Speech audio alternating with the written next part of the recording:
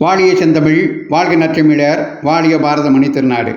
பாரத மணி திருநாடு நேரில் அனைவருக்கும் வணக்கம். நாம் துக்ளக் முன்னாள் ஆசிரியர் திரு சோ அவர்களை பற்றி அறிவோம். அவர் நடுநிலையான அரசியல் விமர்சகர் மட்டுமல்ல, வருங்காலத்தை கணித்து சொல்லக்கூடிய ஒரு அருமையான தீர்க்கதரிசி. அவரது தீர்க்க தரிசனத்தை அசைபோடும் பொருட்டு சோ அன்று சொன்னது என்ற தொடரை பார்த்து கொண்டிருக்கிறோம். அந்த வரிசையில் இன்று இடம்பெறுவது அவரது கேள்வி பதில் பகுதிதான். மேட்டூர் அணையிலிருந்து திரு தா கிருஷ்ணமூர்த்தி.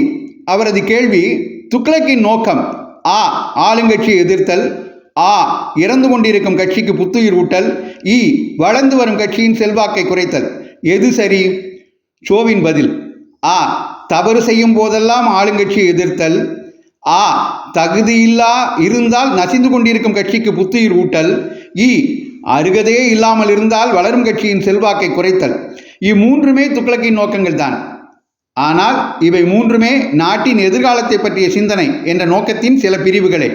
இந்த பதில் 1/6/1974 கொடுக்கப்பட்டுள்ளது. அடுத்து திரு ரா கல்யாணசுந்தரம், மதுரை 9. கேள்வி: மத்திய அரசை எம்ஜிஆர் அனுசரித்து போவாரா மாட்டாரா? சோவின் பதில்: அனுசரிப்பதா? நிச்சயம் அடங்கியே நடப்பார். கருணாநிதி இந்திராவின் அரசுக்கு எத்தனை வருட காலம் அடங்கி நடந்தார்? அதுபோல்தான் இதுவும். மாநிலத்திற்கு கெடுதல் இல்லாதவரை அனுசரித்து போவதே முறை என்று 1/1/1977 பதில் கொடுத்திருக்கிறார். அனுசரித்து போவது மாநில அரசுக்கு நல்லது என்ற ஒரு வழிமுறையும் சொல்லியிருக்கிறார். சின்னகங்கநல்லூர் ஜி அனுமந்தராவ்: திருமதி இந்திரா காந்தியின் ஊழல்களும் கருணாநிதியின் ஊழல்களும் தமிழக மக்களுக்கு தெரிந்திருந்தும் சட்டமன்ற தேர்தலில் காங்கிரசுக்கு 27 இடங்களும் திமுகவுக்கு 48 இடங்களும் கிடைத்துள்ளன. இதற்கு என்ன அர்த்தம்? சோவின் பதில்: இந்த தேர்தல் முடிவுகளை பார்த்தால் பொதுவாகவே நமது நாட்டில் ஊழல் குற்றச்சாட்டுகளை யாரும் பெரிதாக எடுத்துக்கொள்வதில்லை என்பது புரிகிறது. தமிழ்நாடு மட்டும் விதிவிலக்கா என்ன? ஊழல்கள் தெரிந்தவுடன் ஏற்படும் வேதனையிலிருந்து மக்கள் வெகு சீக்கிரம் தூர ஒதுங்கி வந்து விடுகிறார்கள். ஊழல் செய்யாத கட்சி எது, ஊழல் செய்யாத மனிதன் யார் என்று பலர் நினைக்கும் அளவிற்கு நாடு போய் கொண்டிருப்பதும் இதற்கு ஒரு காரணமாக இருக்கலாம். இது 1/1/1977 அவர் கொடுத்த பதில். காரைக்குடி திரு மாசா இனிகோ. கேள்வி: தமிழன் இந்தி மொழி கற்கக்கூடாதா? சோவின் பதில்: கற்க விடமாட்டார்கள் போலிருக்கிறதே. திணிப்பை எதிர்ப்பது புரிகிறது. எதுவுமே திணிக்கப்பட்டால் எதிர்ப்பு தோன்றத்தான் செய்யும். ஆனால் இந்தியை தாங்களாகவே படிக்க விரும்பும் மாணவர்களுக்கு அதற்கான வசதிகளை செய்து கொடுப்பது பிற்காலத்திற்கு உதவும். வேலைவாய்ப்புகளை தேடி அலையும் போது இந்தி மொழி தெரிந்திருப்பது பெரிதும் உதவும். விருப்பமும் நேரமும் உள்ளவர்கள் இந்தியை கற்றுக்கொள்வது நல்லது. ஹிந்தி மட்டுமல்ல, ஒரு மனிதனுக்கு எவ்வளவுக்கெவ்வளவு அது அவருக்கு பயனை தரும் என்பதை பொறுத்து மற்ற மொழிகளையும் கற்றுக்கொள்வது நல்லது என்று தேசிய கல்விக் கொள்கைக்கு அன்றே கட்டியம் கூறியிருக்கிறார் திரு சோ. 15/8/1977. சென்னை 4 CS பாஸ்கர் சேஷாத்ரி. கேள்வி: RSS பற்றி உங்கள் கருத்து? பொய் பிரச்சாரத்தினால் கெட்ட பெயர் சம்பாதித்திருக்கும் இயக்கம், தளராத உழைப்பிற்கும் சோர்வில்லாத சேவைக்கும் தயங்காதவர்களை கொண்ட இயக்கம், வளமான பாரதம் உருவாகும் என்ற நம்பிக்கையை வளர்க்கும் முயற்சிக்கும் இயக்கம்.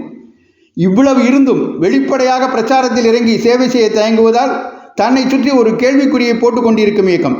அதை நீக்கி தன்னுடைய நோக்கத்தை அனைவரும் புரிந்து கொள்ளும்படி செய்து தன்னுடைய பணியை இன்னும் பரவலாக்க வேண்டிய இயக்கம்.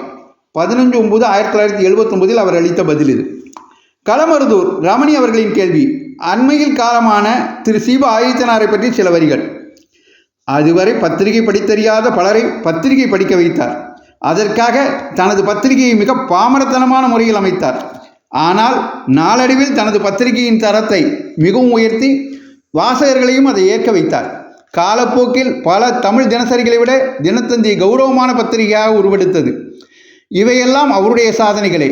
அவரது பதில் வந்தது 15/6/1981. ஒண்டிப்புதூர் சிந்தாமணி ஹக்கீம் என்பவரின் கேள்வி: கொத்தவால் சாவடி சட்டசபை இரண்டையும் ஒப்பிடவும். சோவின் பதில்: கொத்தவால் சாவடியை சுத்தப்படுத்தி விடுவார்கள் என்று பேச்சாவது அடிக்கடி காதில் விழுகிறது. இந்த பதில் 1/12/1981 கொடுக்கப்பட்டது. பெரியமதியா கடலூர் திரு எஸ் அன்புலி அவர்களின் கேள்வி: தேர்தல் என்பதற்கு எத்தனை வகை பொருள் உண்டு? 1/2/1982 அவர் அளித்த பதில்: பணம், கருப்பு பணம், கள்ளப்பணம், திருட்டு பணம், சாராய பணம். இன்றும் அது பொருந்துகிறதல்லவா? சாம்பவர் வடகரை திரு ஆர் நாகராஜன் அவர்களின் கேள்வி: மாணவர்கள் அரசியலில் ஈடுபடலாமா? நாம் இந்த படிப்பு படித்து பாஸ் செய்ய போவதில்லை, உருப்படியான தொழில் எதுவும் கற்றுக்கொள்ள நமக்கு வழி இல்லை, பொழுதும் போகவில்லை என்ற தீர்மானத்திற்கு வந்துவிட்டால் மாணவர்கள் தாராளமாக அரசியலில் ஈடுபடலாம். இந்த பதில் 15/3/1982 கொடுக்கப்பட்டுள்ளது. கோனூர் திரு MS வேலுச்சாமி அவரது கேள்வி, அன்றுள்ள அரசியல்வாதிக்கும் இன்றைய அரசியல்வாதிக்கும் என்ன வேறுபாடு? 1/8/1982 சொல்லியிருக்கிறார். அன்றுள்ள அரசியல்வாதி உங்கள் தகப்பனாரால் தலைவராக ஏற்கப்பட்டார், உங்கள் தகப்பனாரை போல் இருந்தார். இன்றுள்ள அரசியல்வாதி உம்மால் தலைவரால் ஏற்கப்படுகிறார், உம்மை போல் இருக்கிறார். எவ்வளவு அருமையான பதில்! இன்றும் கூட அது பொருந்துகிறது அல்லவா? அன்று சொன்னது என்ற பகுதியை தொடர்ந்து கேட்க பாரதமணி திருநாடு சேனலை தொடருங்கள் என்று உங்களை விரும்பி வேண்டி கேட்டுக்கொண்டு விடைபெறுகிறேன். நன்றி, வணக்கம், ஜெய்ஹிந்த்.